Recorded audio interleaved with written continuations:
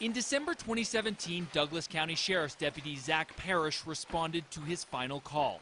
Yeah! He's down! Hey, I'm going! Cover me! Cover me! The 29-year-old had been shot and killed by a man with an arsenal of weapons, who authorities said had a history of bizarre behavior, including threats to police.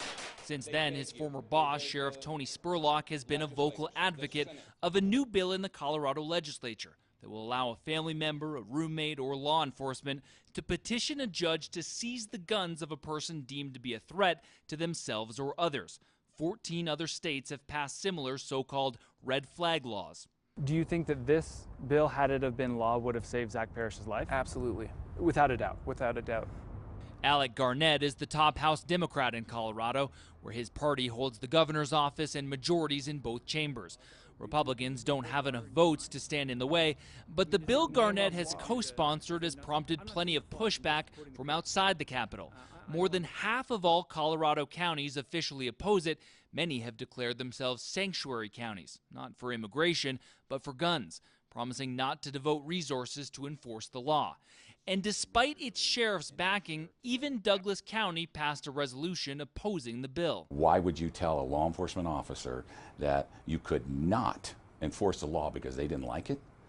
That's craziness. We're putting a line in the sand for what we believe right now is support constitutional laws. Weld County Sheriff Steve Reams agrees. He says taking a person's guns before they even have a chance to defend themselves in court is a violation of their rights. The bill violates the 4th, the 5th, the 6th, the 8th, the 14th Amendment.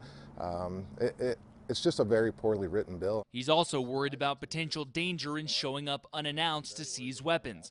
A gun owner was killed in Maryland last year when police tried to do just that. Reams says he won't enforce the bill if it becomes law, but ignoring it would mean ignoring a court order from a judge. Defiant sheriffs could be found in contempt, which could mean being fined or put in jail until they comply. Are you willing to sit in your own jail in order to avoid enforcing this law? Well, obviously no sheriff wants to be confined in their own jail, but that's what it takes to get this bill ironed out, then I guess that's a sacrifice that I'll be forced to make. In a statement, Colorado's Attorney General said he is confident that when and if the time comes, all law enforcement officials will follow the rule of law. It sounds to me like he thinks you're bluffing. Are you? No, I've explained that time and time again. I'm not bluffing. Sheriff Reams even took us on a tour of the jail he could find himself locked up in. Have you given any thought to what it would actually be like to spend a night in one of these? So here's the, yes, I have. You know, it's a matter of doing what's right. Are you going to lose any sleep over a county sheriff sitting in his own jail over his refusal to enforce this?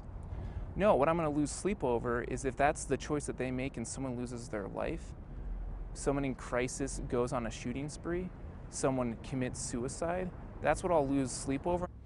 The bill passed in the Colorado State Senate by just a single vote on Thursday. It now heads back to the House next week for a final vote before landing on the governor's desk. Scott McLean, CNN, Denver.